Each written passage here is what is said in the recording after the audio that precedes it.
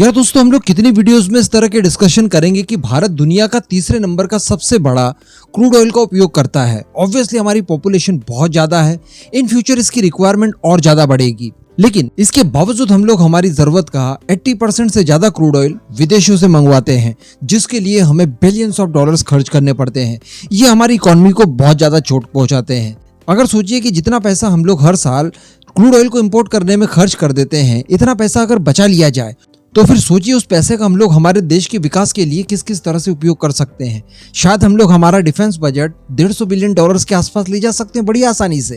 कहने का मतलब क्रूड ऑयल अगर हम लोग बाहर से न खरीदें तो बड़ी आसानी से हम लोग हमारा डिफेंस बजट जो आज है उसमें इस पैसे को ऐड करके हमारा डिफेंस बजट चाइना की तुलना में कई ज्यादा कर सकते हैं। हालांकि ये सभी देश सोचते हैं, लेकिन इतना ज्यादा आसान नहीं है। इसके लिए सबसे ज्यादा जरूरी होता है कि आपकी जमीनें इस लायक हो कि वो क्रूड ऑयल प्रोड्यूस कर सके। अब भारत की जमीनें दुनिया की सर्वश्रेष्ठ जमीनें हैं, लेकिन क्रूड ऑयल नहीं है, जो कि आज सबसे ज्यादा रिक्वायर्ड है। हालांकि इसके पीछे कुछ कारण भी है, और कारण ये है कि हम लोगों ने क्रूड ऑयल को बराबर अभी तक डिस्कवर किया ही नहीं है। हमने भारत की बाउंड्रीज को लांगा ही नहीं है, जो कि अब होने लगा है। एक्चुअली जब भी क्रूड ऑयल संबंधित कोई भी मैं वीडियो बनाता हूँ तो उसमें हर एज ग्रुप का व्यूअर कोई ना कोई ये कमेंट जरूर करेगा कि यार अंडमान निकोबार पहुंचिए, वहां पर आपको डेफिनेटली क्रूड ऑयल मिलेगा। कहने का मतलब यहाँ पर क्रूड ऑयल है अंडमान एंड निकोबार आइलैंड्स में, इस बात की जानकारी सबको है, लेकिन अभी तक उसे एक्सप्लोर नहीं किया गया था और अभी तक वहां से क्रूड ऑयल ढूंढकर निकालने की कोई भी व्यवस्था हमारे पास नहीं थी। लेकिन अब मैं आपको बता दूं कि वो कड़ा कदम उठा दिया गया है। बिल्कुल अंतिम चरणों में हम लोग चल रहे हैं और बताया जा रहा है कि इतना क्रूड ऑयल यहाँ पर मिलेगा जिससे कि हमें अगले 70 सालों तक क्रूड ऑयल इंपोर्ट करना ही नहीं पड़ेगा। जी हाँ, यानी जो हम लोग 80-85% अभी क्रूड ऑयल इंपोर्ट करते हैं, उतना क्रूड ऑयल हमें अगले 70 सालों तक लगातार मिलता रहेगा। इतना क्रूड ऑयल यहाँ पर निकलने के चांसेस दिखाई दे रहे हैं। अभी क्या हुआ है चलिए मैं आपको डिटेल में बताता हूँ। आप बस चैनल को सब्सक्राइब करके नीचे कमेंट बॉक्स में जय हिंद जरूर लिख दीजिएगा। तो दोस्तों, हमारा अंडमान एंड निकोबार ये भारत के लिए बहुत ही ज्यादा इंपॉर्टेंट एरिया हो जाता है। इसे हम लोग भारत का गढ़ या किला कह सकते हैं। सिक्योरिटी कंसर्न्स की वजह से ये हमारे लिए बहुत महत्वपूर्ण है। यहाँ से स्टेट ऑफ मलक्का पास में है, तो चाइना का कोई भी व्यापारिक मार्ग हो या फिर वो किसी तरह का मूव कर रहा है भारत की तरफ लड़ने के इरादे से, उन सभी को काउंटर करने की कोशिश हम लोग अंडमान एंड निकोबार से ही करेंगे। अभी रिसेंटली कुछ खबरें निकल कर आई थी कि अंडमान एंड निकोबार के पास जो कोको आइलैंड है, जो कि किसी जमाने में भारत का ही हुआ करता था, लेकिन आज वो म्यांमार के पास है, उसके ऊपर चाइना की प्रेजेंस देखी गई है।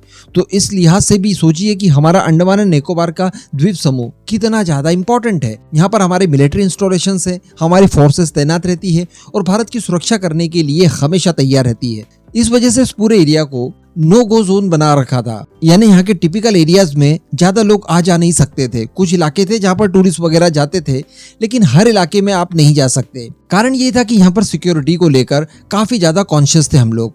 लेकिन चूंकि यहाँ पर इतना बड़ा खजाना दबा हुआ है जो कि भारत के विकास में कई सारे एडिशनल पहिए जोड़ देगा, तो हमारा विकास रफ्तार और तेजी से भागेगा। इस वजह से हुआ ये कि भारतीय सरकार ने डिफेंस सेक्टर की DRDO और स्पेस सेंटर से बात की और इनसे ये कहा कि देखिए किसी भी तरह से आप इस एरिया को ओपन कर दीजिए, जिससे कि यहाँ पर हम लोग एक्सप्लोरेशन का काम कर सकें। तो DRDO, इसरो, इन सब ने इस तरह की स्थिति यहाँ पर जनरेट कर दी कि जिसके बाद यहाँ पर एक्सप्लोरेशन का काम शुरू किया जाए, यानी यहाँ पर तेल की खोज और गैस की खोज करने में सुगमता हो। और इसके लिए इलाका चुना गया एक्सक्लूसिव इकोनॉमिक जोन को, यानी जो हमारे तट होते हैं, तो तट से लेकर 200 नॉटिकल माइल तक ये पूरा इलाका भारत के अधिकार जोन में आता है। जो इंटरनेशनल लॉज होते हैं वो आपको ये कहते हैं कि आपके तटवर्ती इलाके से लेकर 200 नॉटिकल माइल समुद्र के अंदर तक ये आपका इलाका है। यहाँ पर कोई भी आपके बिना परमिशन के अंदर नहीं आ सकता और इस एरिया का इस्तेमाल आप अपने हिसाब से कर सकते हैं। तो अभी तक भारत ने ऐसा नहीं किया था और इस इलाके में चूंकि सिक्योरिटी कंसर्न थे, इस वजह से एक्सप्लोरेशन का काम नहीं किया गया था। और संभावनाएं चूंकि बहुत ज्यादा थी कि अगर हम लोग यहाँ पर तेल और गैस की खोज करेंगे तो हर हाल में हम लोग सफल होंगे ही होंगे। इस वजह से फाइनली वो कड़ा निर्णय लिया गया और अब बताया जा रहा है कि इस इकोनॉमिक एक्सक्लूसिव जोन का जो एक्सप्लोरेशन का काम है वो बिल्कुल अंतिम चरणों में चल रहा है और यहाँ से इतनी संभावनाएं दिखाई दे रही है, जैसा मैंने अभी आपको बताया, कि अगले 70 सालों तक हमें यहाँ से बड़ी आसानी से तेल और गैस की सप्लाई हो पाएगी। और बताया जा रहा है कि आने वाले कुछ समय में हमें ये गुड न्यूज मिल जाएगी कि जी हाँ, इस इलाके में तेल और गैस के भंडार भरे पड़े हैं, बाद में इन्हें निकालने का काम शुरू किया जाएगा।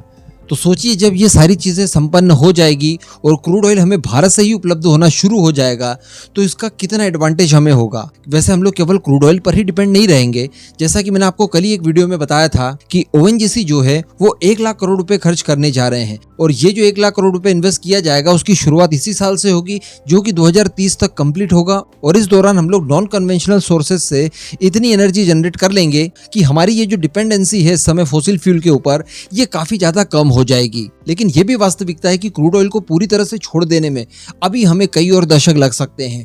तो जब तक के लिए हमारे पास पक्की व्यवस्था अंडमान एंड निकोबार आइलैंड से हो चुकी है, इस बात में अब कोई इफ एंड बट नहीं बचता। जो संभावनाएं थी, जो हमारे स्पेक्यूलेशन थे पुराने, वो अब सही साबित होते जा रहे हैं। आने वाले समय में इन सबसे जुड़ी हुई जो भी खबर निकल कर आएगी मैं आपको वीडियो बनाकर सूचित कर दूंगा। बाकी इस पूरे मुद्दे पर आपका जो भी मानना हो नीचे कमेंट करके जरूर बताइएगा।